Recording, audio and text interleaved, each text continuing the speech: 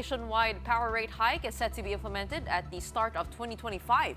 This after the Energy Regulatory Commission permitted the National Grid Corporation of the Philippines to recover the 3 billion peso payment for ancillary services. The looming rate hike will be implemented in tranches. At least 12 centavos per kilowatt hour will be added to the power bill within a period of 3 months in Luzon, 6 months in Visayas, and 3 months in Mindanao. Utility companies have been planning to implement the rate hike since February and March of this year, but ERC delayed the implementation. Let's discuss this and more with Attorney Monalisa Dimalanta, Chairperson of the ERC. Magandang gabi po sa inyo. Magandang gabi. Good evening, Gretchen, Sean, and Pauline. Good evening to everyone with us tonight. Attorney, can you tell us what do ancillary services mean at bakit po kami may utang na ganito? Okay. Utang natin ito. This is to be fair.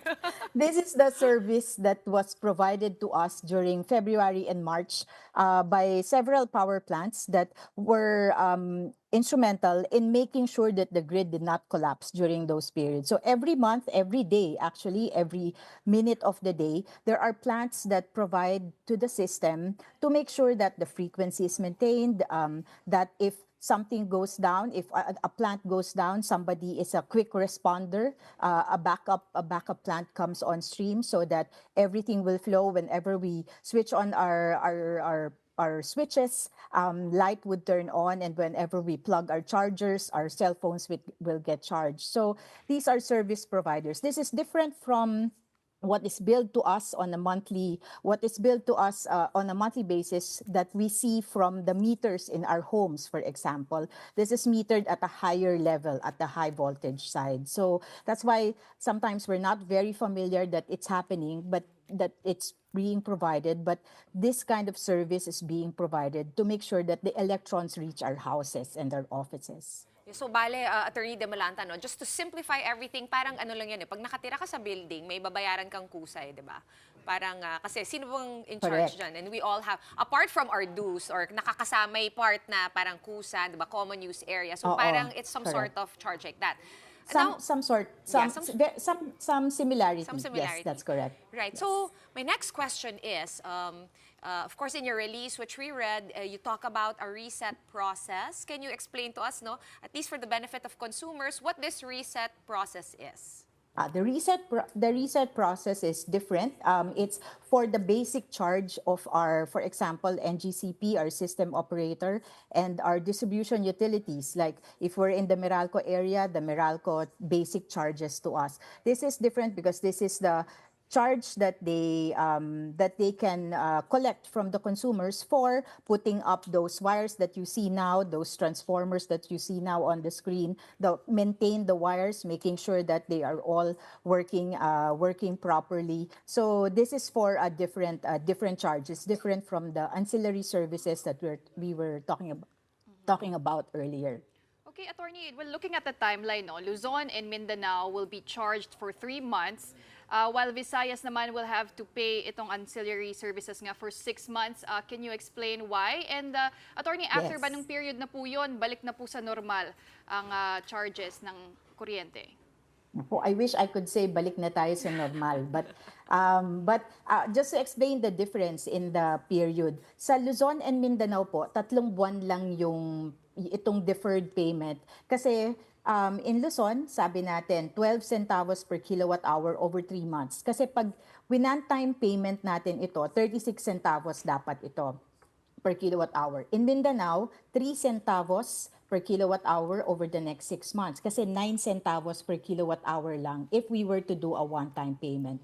But in Visayas, dahil mas malaki yung reserba, yung ancillary charges na nagamit nila during February and March, 72 centavos per kilowatt hour yung dapat one-time payment. So medyo mabigat yon for an ordinary consumer. So ang ginawa namin, hinabaan namin yung period para maging pantay na lang sila ng Luzon, 12 centavos per kilowatt hour, but they will have to pay for it over a spread of 6 months. Ideally, 3 months lang sana yung hinahabol namin, January, February, March, para pagkatapos nun, alam naman natin kung ano yung nangyayari pagpasok ng March, April, May, and June. mainit na naman, tumataas yung konsumo natin, tataas na naman yung bayarin natin sa kuryente kasi mas marami tayong ginagamit na kuryente. So, gusto sana namin wag umabot dun sa summer months. But for Visayas, medyo mabigat kasi sa bulsa pag ginawa nating 3 months lang yung payment terms. Attorney, is this related to the power crisis that we experienced over in the summer and also to the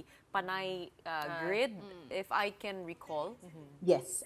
Not really with the outage in the Panay grid. That happened around New Year, January of this year. So not really related to that, but definitely related to the high heat indices that we experienced during the summer months. Because February and March, the condition was already leading up to the high heat indices. Hindi pa siya record-breaking during February and March, but nakita natin pataas na.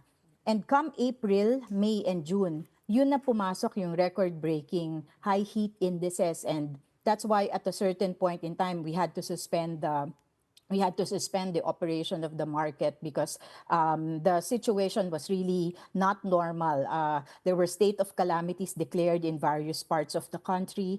So definitely it wasn't your competitive situation where markets are expected to operate. Attorney, I mean, I'm not quite familiar with the history of this, but is this a constant every year that we have to prepare for paying for ancillary services? Because, as a consumer, we do want some sense of control over our power bill.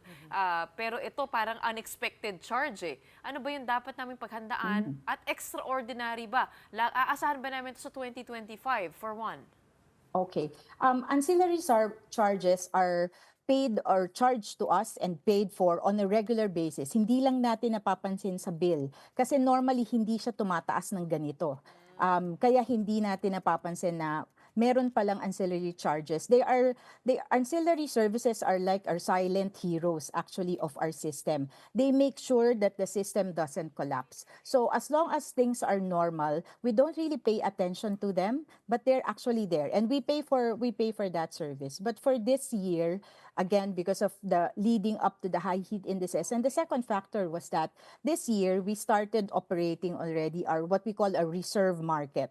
Dati kasi kinokontrata lang lahat ni NGCP yung ancillary services. But this year, starting I think February or January, when a reserve market started operating, pwede na si NGCP bumili din sa market, sa merkado, nung mga reserve services. And this is really why the Commission, after the February-March incident, suspended for a while the operation of the reserve market because we had doubts on the pricing methodology that was being applied by the market operator. This is getting technical now, but that's why we had to suspend it. So on the question of whether we will expect this as a regular thing, hopefully not, because we've seen after the high heat indices come August when we lifted or I think July when we lifted the suspension, things have normalized. The operation of the market has normalized. So hopefully by next year,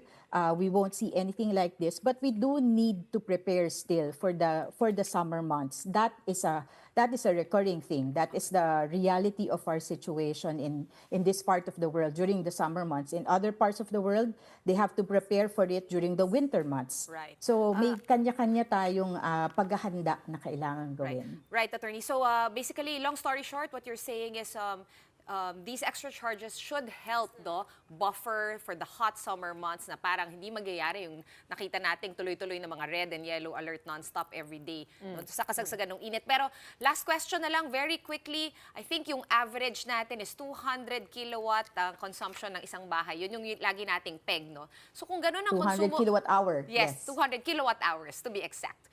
So kung gano'n yung average bill, magkano po yung ma-expect natin na bump up? Okay, for Luzon, for a 200 kilowatt hour consumer, 24 pesos per kilowatt hour yung dadagdag doon sa bill nila. For Visayas, ganun din, pero for 6 months. For Luzon, 24 pesos per 24 pesos per month for 3 months. For Visayas, 6 months yon. In Mindanao, it's just 3 centavos, so 3 times 200, 6 pesos per kilowatt hour, 6 pesos per month in the bill for 3 months. So ganun yung aasahan natin on the average.